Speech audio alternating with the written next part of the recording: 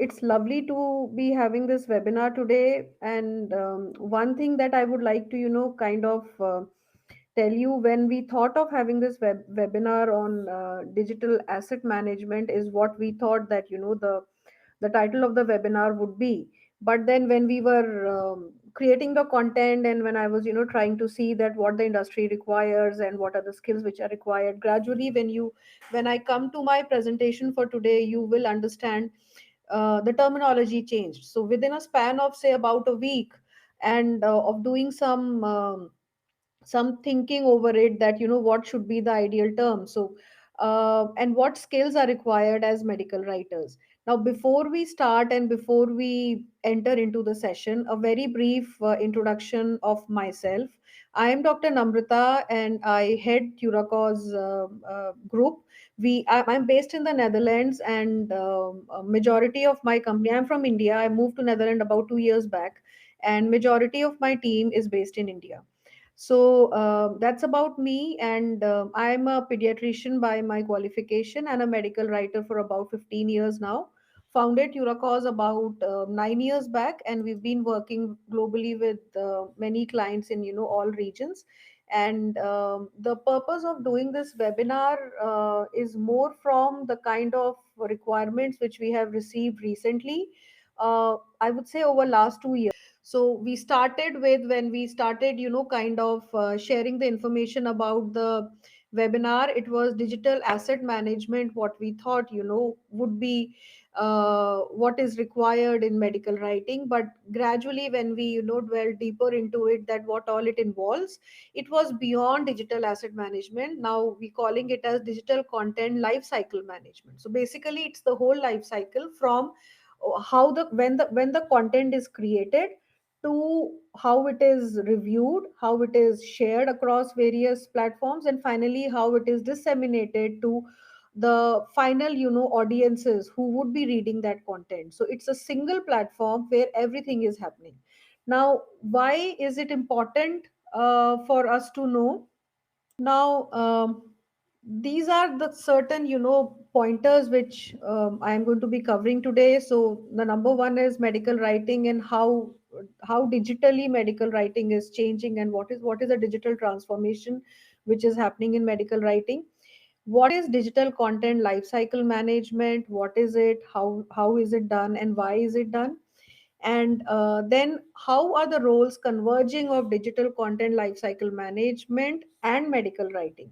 So are these two different roles where people are working in both these roles separately, or is it something where a single person can work on both the roles?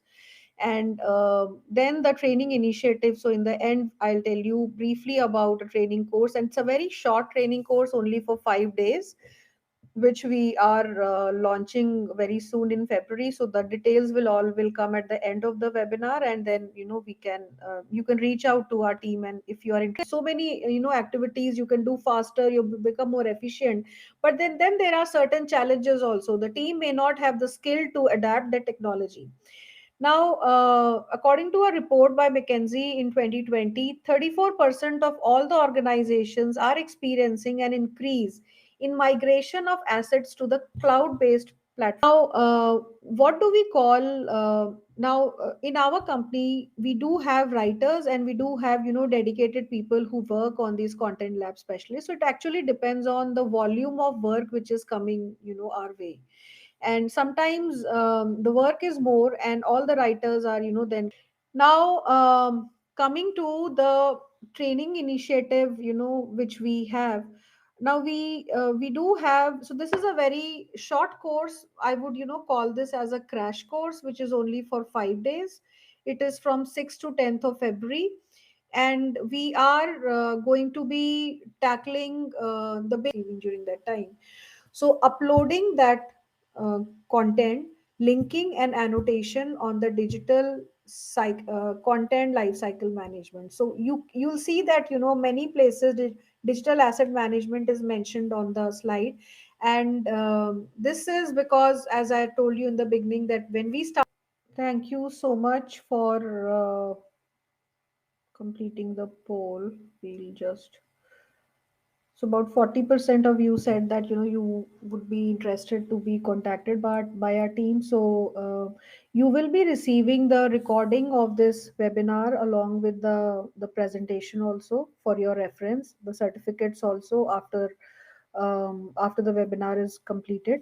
And we will be taking I'm going to be taking the Q&A now.